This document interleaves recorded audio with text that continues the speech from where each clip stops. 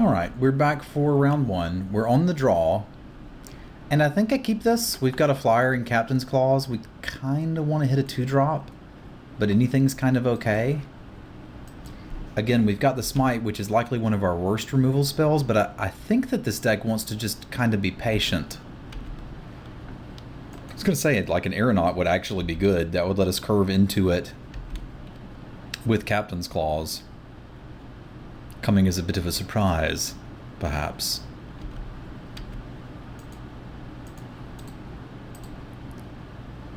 Like if our opponent doesn't have something here, we're swinging for 3. Even if they do, we're probably swinging for 2. But imagine it's a 3-1. Guess who's not blocking?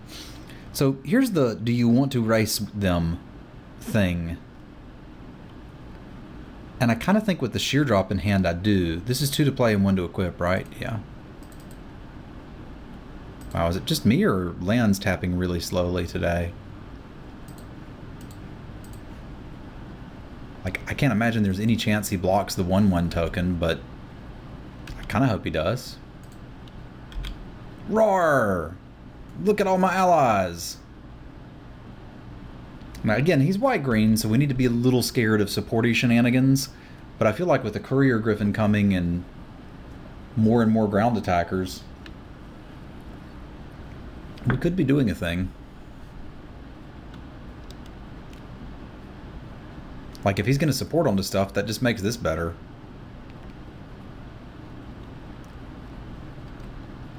Two flyer, you say? Alright. Well, we're certainly attacking for 2, and we're probably playing the other 2/3. The question is, do I want to send in both my tokens to get an extra point of damage? Or do I want to leave one back to just chump this for a turn?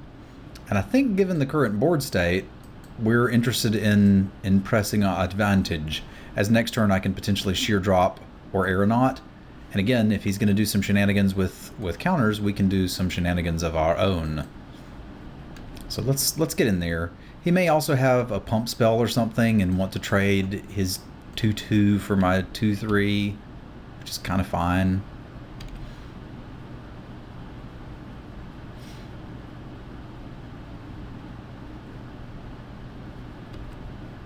He may be afraid I have one and just want to take a bunch of damage. That's cool too. I like it when my opponents take damage.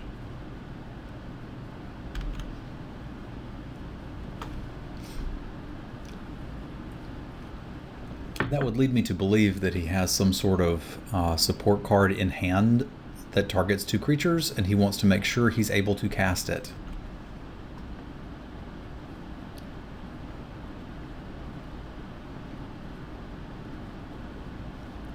Could be wrong, but that's what it looked like. Alright, so we've got sheer drop, which I don't feel like we need. Here, attacking with the ground dudes does get in a point of damage. Holding them back prevents 5, though. So I think I'd rather prevent 5 than deal that. Again, he may be going to block and do a thing. I kind of don't care, because we're... like, good stuff's going to happen for us. Plus, we got blockers for these guys, so let's swing in the air. If he wants to eat a token, he can eat a token.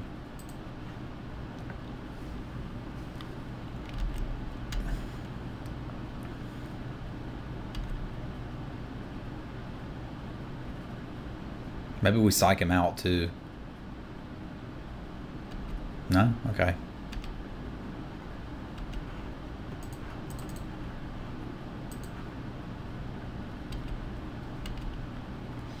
Like, we don't have Smite up at the moment, but I still feel like we could untap and sheer drop anything and be fine. May even take Smite out here if we don't see anything big from him. Oddly, we haven't cast any black spells. These are just all of our white spells, and they're fine.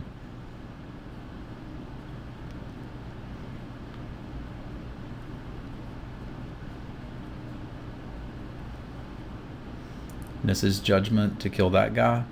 Okay. I see what you did there.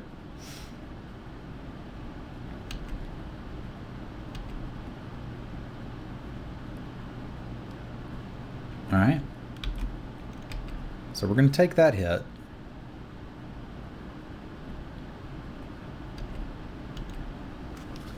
Some colorless mana would be good about here, but we don't have it. So one thing we can do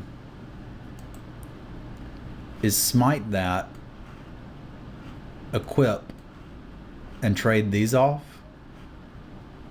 which I think is probably fine, because I want that dead. Wow, mana tap slow. And then we can even move it back after combat if we want to. I'm not convinced we do.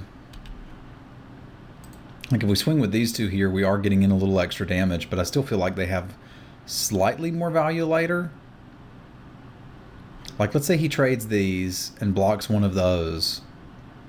The other option is he takes 3 and then he can potentially swing back for 5. And I want him to swing with his thing, so we're going to get in here. We're a little soft to like a War Caller or something, but even that's not going to kill us.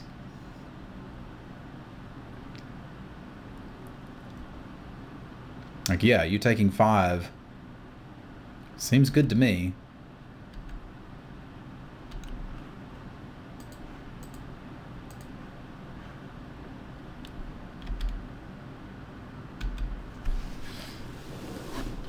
I expect he's going to attack with that glider. I'm certainly hoping that he does. Maybe he doesn't. And that we can get some sheer drop shenanigans going on. We've got some dead draws, which is unfortunate. The Reality Smasher being one of them. There's probably a few others that I'm not thinking about. Like any of our other removal spells would be good too.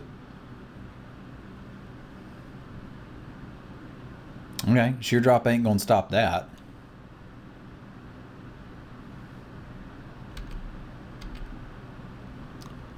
Soothsayer does get some fun going. The main thing that Soothsayer does for us is start drawing cards. I can still cast it and move this back over, so probably gonna do that. Let's get our attack in while we can. I suspect that the Air Forces just trade now, which is not a big deal if they do.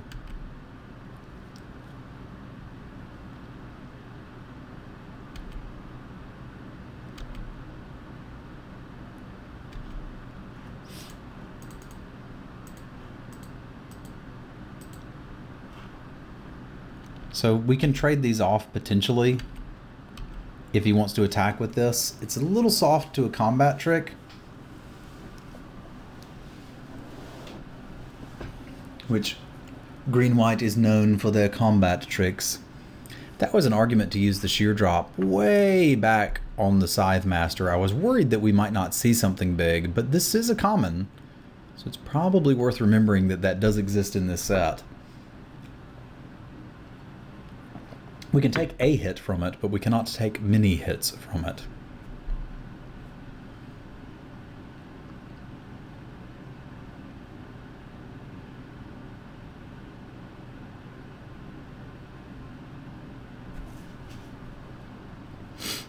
He's got 3 cards in hand. I'm not exactly sure what they are. The Nissa's Judgment was a scary one for us.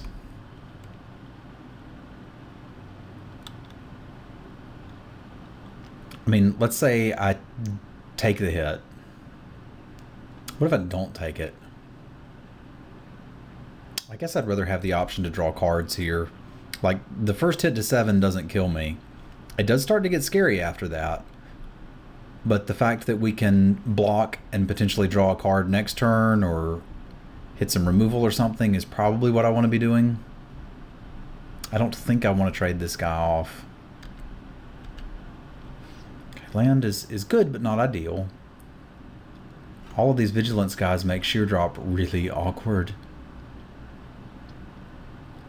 So we can attack for 2, play the Bearer, have him dead on board as long as we don't die next turn. Can we deal with that? Yeah, I'll have a chump blocker here. I can block this. He uses his trick. So, okay, I think that's probably our line then.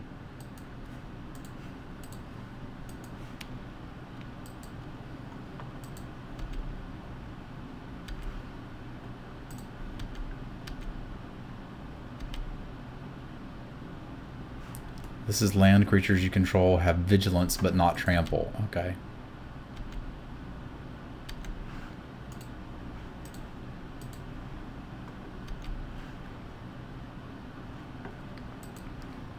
So this at least gives us a way to kill him next turn.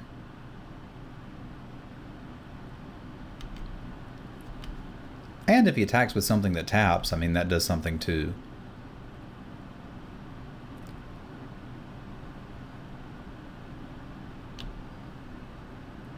He'd have to have +4/+4 from somewhere, and there are cards that do that. It's combinations of cards, though, not individual cards. I guess if he plays a land, we'd have to block, chump. The land would be a 3/3, so that's 5. So really he would need like a land, and Lithomancer's Focus puts us in a bit of trouble here.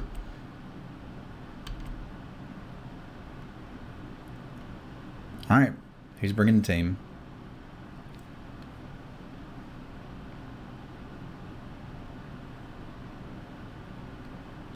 And leaving back a chump blocker. Interesting.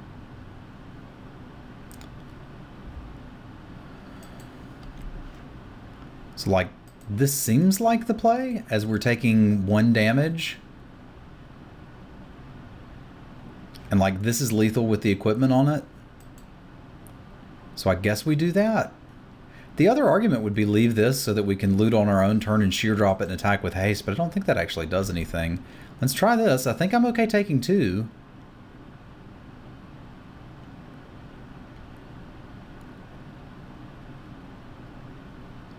Okay. So that means I'm actually going to take 1, 2, 3 if I use this guy. So I'll be at 4. I think we still just draw a card, F6, call it a day. Like, we needed that swamp. Can you deal with this guy? That's really the only question that matters here. Because you're dead if you can't. I mean, here we go. Does he have it or not? Is there a 2-mana spell that kills this guy? Yeah, there is actually. He's got like Gideon's Reproach specifically. Or destroy target attacking creature. But, I mean, at this point, we don't have any options other than to go for it. If his last card is exactly that, we lose. Oh, it's not. Sweet. Alright, so he's playing green, white. And he does have the bolster cards. With Nissa's Judgment, also playing the Scryer's Lantern. Keep forgetting the bearer has flyings. GG. Okay. Whew. That was close for me. I could see Pathway Arrows being okay, but not great.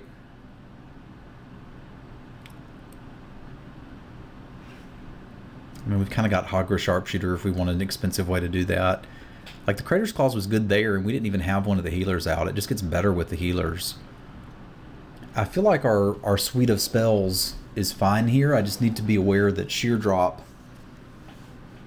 he's got several Vigilance creatures that we can't deal with Sheer Drop. So we need to save the unconditional ones. Like, Smite the Monstrous is actually pretty damn good here, and we want to be ready to use it. His stuff does get bigger than ours quickly. Another pseudo answer to some of his stuff would be a Fortified Rampart, and I don't hate that idea, except that if he gets a support on a Path Warden or something, it does kind of shut us down. But on the draw, I might actually want that more than the Captain's Claws. As long as I've got one attacker getting in there, this is fine. To take out the Sheer Drop then? It just seems good late. I don't know what to cut. It all looks so good. It might be the claws. Like, it was good there, but is it going to be good every game when our opponent's trying to aggro us too? I think on the draw, I'm going to swap out the claws for this Fortified Rampart, and if we lose this game and go back on the play, I realized I was on the draw that time and it was still good, but I think I'm going to make that swap here. No, I'm not. No, I'm not. I enjoyed the Captain's Claws. I want to give it another shot.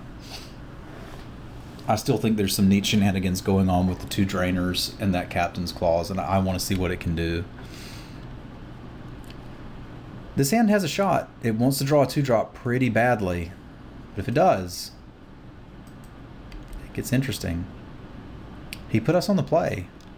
Okay, okay. I can respect that.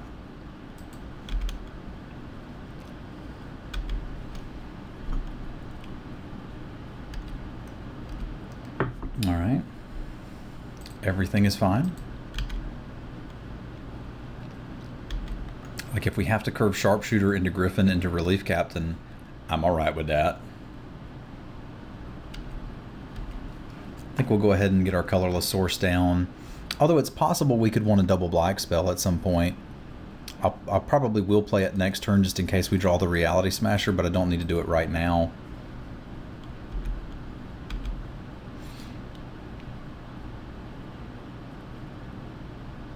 I suppose if I drew exactly the Bearer of Silence, we would kind of miss having it there, but that'd be all right.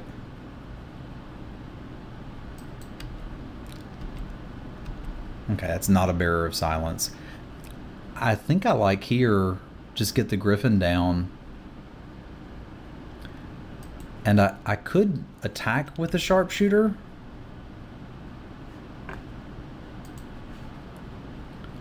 I kind of don't want him to trade it. Because like 1 more mana and we can just blank it.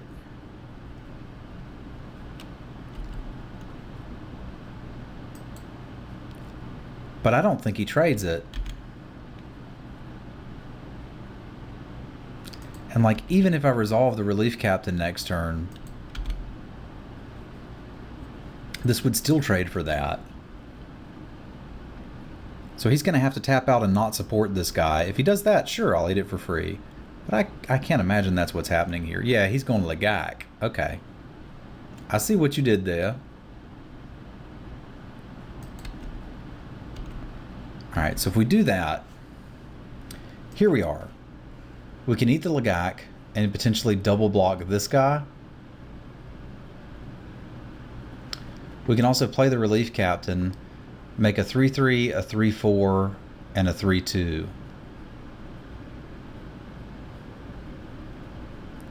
But I still kind of feel like a double block might be cute. The problem with the double block is that if I do it without Gideon's Reproach up, it could hurt. And I can't use this and Gideon's Reproach. It would have to be one or the other. Like, I suppose using Gideon's Reproach isn't just terrible.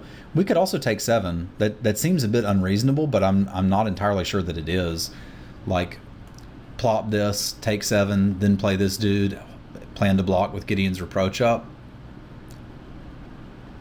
You know, actually, the more I think about it, the more I think I like that. Because that next turn we'll have the mana to do both. This seems bizarre.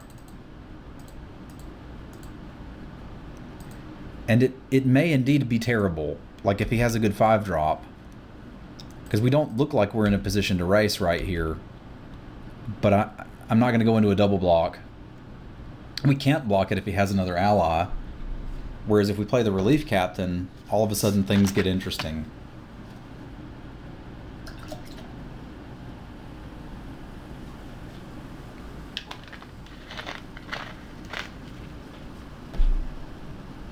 Like that meant he basically spent 4 mana for a pump spell.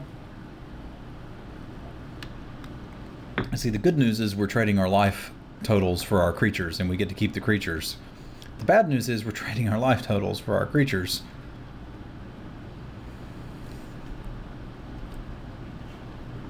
Alright, well, I suppose we make the play we've been lining up to make.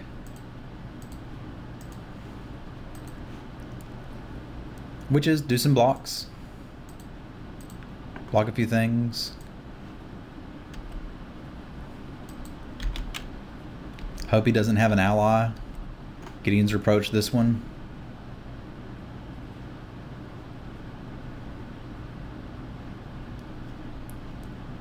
Like if he plays the Tajuru ally stick, I think we're kind of hurt.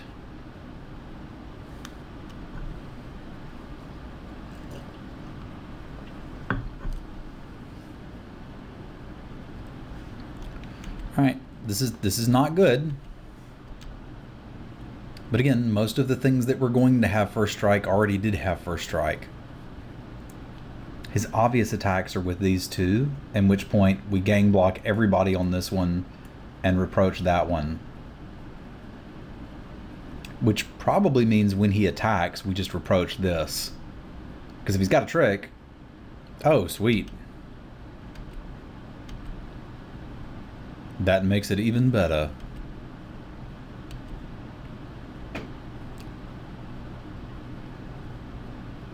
I like this one because it means if he doesn't have a trick, like I'm going to reproach here first, the green combat trick would get him out of this and we'd have to chump block.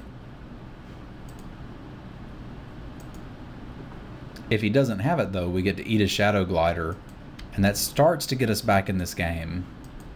Because it looked like it was good for him, and now all of a sudden, it is significantly less good. So he has a 4/4, that is a real thing. We can attack with a 3/4, that is a real thing. We can also play the Channeler and the Aeronaut and just dump our hand.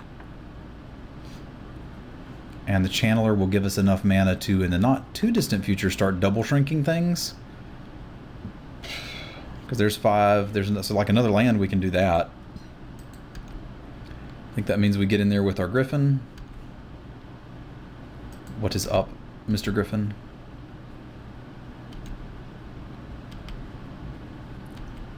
Like again, I'm a little scared of an ally, but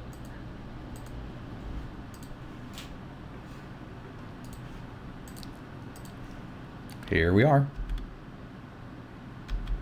I think I still have to gang block him if he plays an ally and sends.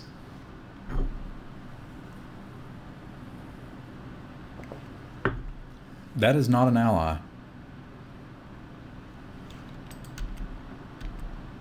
That's not a land either, but alright, so we've got not enough to double shrink, but enough to one shrink. Which means I can attack with 3/3 if I want to. What happens if I swing team? 4, 9, 10, 11, 12, 13, 14. So he could basically chump this and then swing back and kill me. I mean, potentially.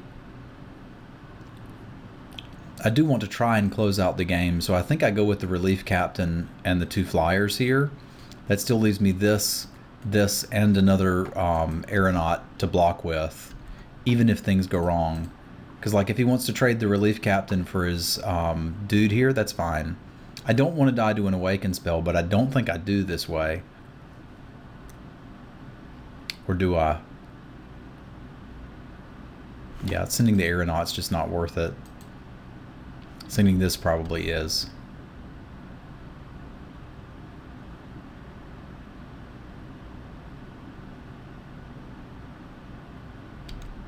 Alright, him scrying is also really good for us. For reference, in case you were wondering whether that was good or not, it turns out it is. We'd also like to see him bottom. Alright, he put it on top, whatever it is.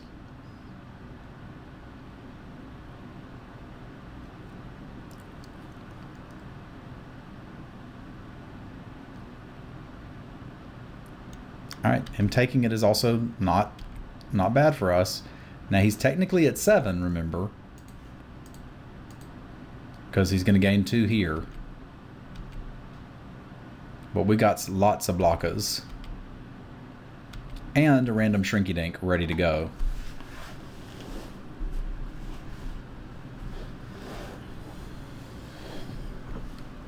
Okay.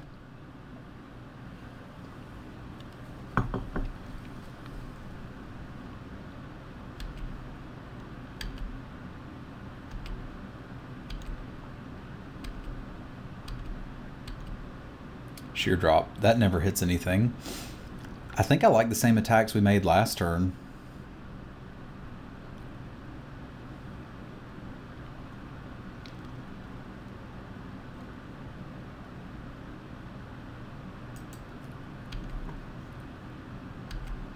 It may be a little bit safer just to go with the flyers. But again, like a sheer drop on his side starts to get pretty dangerous because he could also hit with a land. Yeah, I want to play it safe here. Let's just swing him with the same attacks we did last time. It's not presenting lethal, but that's kind of okay.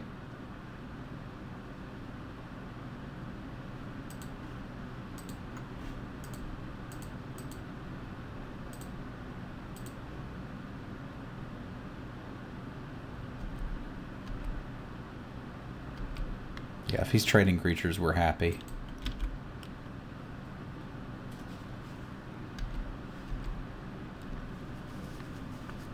This doesn't necessarily put him dead next turn, but not too far from it.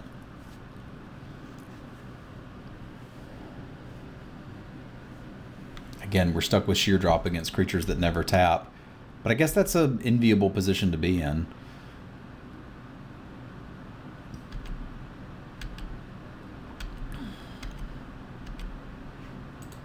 Guess who's dead? I mean, unless he's got like a fog or something, but it's probably not worth just going for, but yeah.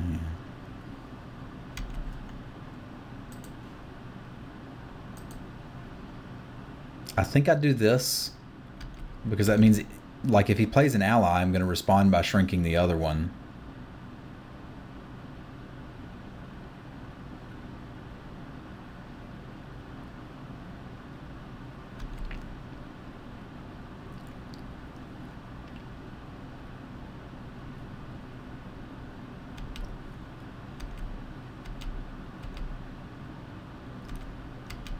The problem is if I kill that, I leave this guy tapped and I could be dead to, like, hell, land plus, what's the rampant growth instant speed one? Natural connection would kill me at that point.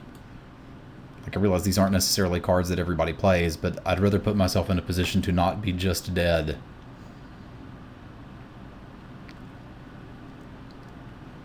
I also tend to play pretty conservatively, but I've noticed that the more conservatively I play, the more often I win. So that does lead me to play cautious. I like winning a game with a removal spell still in my hand. It makes me feel like I've navigated the board correctly. Or that my opponent never tapped their creatures and I couldn't use it. Oh, cool. Thanks, man. Good games from our opponent. And we will see you guys for the next round in just a little bit. Thanks for tuning in. See you back for round 2.